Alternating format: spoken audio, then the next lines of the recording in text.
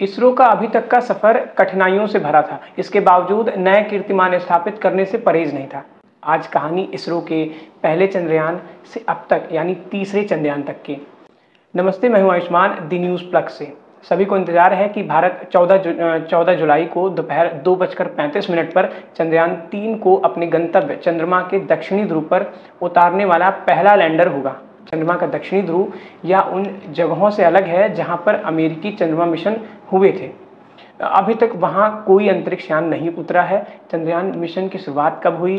Chandrayaan 1 Indian Space Research Organisation यानी इसरो के Indian lunar exploration programme के अंतर्गत चंद्रमा की तरफ गमन करने वाला भारत का पहला अंतरिक्ष यान था। इस अभियान के अंतर्गत एक मानव रहित यान को 22 अक्टूबर 2007 को चंद्रमा पर भेजा गया और यह 30 अगस्त 2009 तक सक्रिय रहा। यह polar satellite launch vehicle PSLV के एक संशोधित संस्करण वाले रॉकेट की सहायता से सतीश धवन अंतरिक्ष केंद्र से प्रक्षेपित किया गया। इस चंद्रमा तक पहुंचने में 5 दिन लगे, पर चंद्रमा की कक्षा मतलब लूनार ऑर्बिट में स्थापित करने में 15 दिनों का समय लग गया था। चंद्रयान ऑर्बिटर का मून इम्पैक्ट प्रोब MP 14 नवंबर 2008 को चंद्रमा की सतह पर उतरा, जिससे भारत चंद्रमा पर अपना झंडा लगाने वाला चौथा देश बन गया।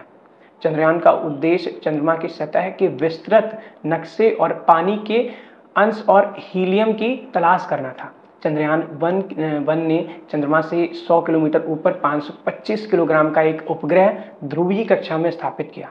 यह उपग्रह अपने रिमोट सेंसिंग उपकरणों के जरिए चंद्रमा की ऊपरी सतह के चित्र भेजे। भारतीय अंतरिक्ष यान प्रक्षेपण के अनुक्रम में यह 27वां उपक्रम था। इसका कार्यकाल लगभग 12 वर्ष का होना था, मगर कंट्रोल रूम में संपर्क टूटने के कारण इसे पहले ही बंद कर दिया गया। चंद्रयान के साथ भारत चांद पर यान भेजने वाला छठा देश बन गया था। इस उपकरण से चंद्रमा से मंगल ग्रह पर मानव सहित विमान भेजने के लिए रास्ता खुला। हालांकि इस यान का नाम मात्र चंद्रयान था, किंतु इसी श्रृंखला में अगले यान का नाम चंद्रयान 2 होने से इस अभियान को चंद्रयान 1 कहा जाने लगा। चंद्रयान 1 के बाद चंद्रमा पर खोजबीन करने वाला दूसरा अभियान है जिसे इसरो ने विकसित किया है। अभियान को GSLV 3rd edition launcher vehicle द्वारा लॉन्च किया गया है। इस अभियान में भारत में निर्मित एक ऑर्बिटर, एक रोवर, एक लैंडर शामिल है। इन सबको खुद से इसरो ने विकसित किया है। भारत ने चंद्रयान 2 22 जुलाई 2019 को श्रीहरिकोटा रेंज से भारतीय समयानुसार दोपहर 2:43 पर सफलतापूर्वक लॉन्च करता है। चंद्रयान 2 लैंडर और रोवर चंद्रमा पर लगभग 70 डिग्री दक्षिण के अक्षांश पर स्थित 2 क्रेटरों मजनिस C और सिम्पेलियस N के बीच एक उच्च मैदान पर उतरने का प्रयास करना था। पहिएदार रोवर चंद्र सतह पर चलने और जगह का रासायनिक विश्लेषण करने के लिए बनाया गया था। रोवर द्वारा एकत्र किए गए आंकड़ों को चंद्रयान 2 कक्षायान के माध्यम से पृथ्वी पर भेजने की योजना थी।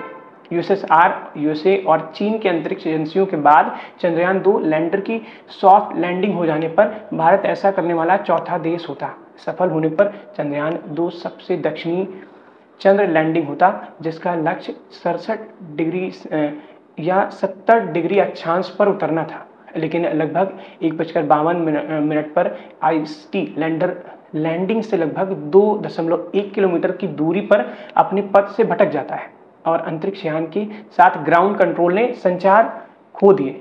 8 सितंबर 2019 को इसरो द्वारा सूचना दी गई। ऑर्बिटर द्वारा दिए गए थर्मल इमेजेस से विक्रम लैंडर का पता चल गया, परंतु अभी चंद्रयान 2 से संपर्क नहीं हो पाया है।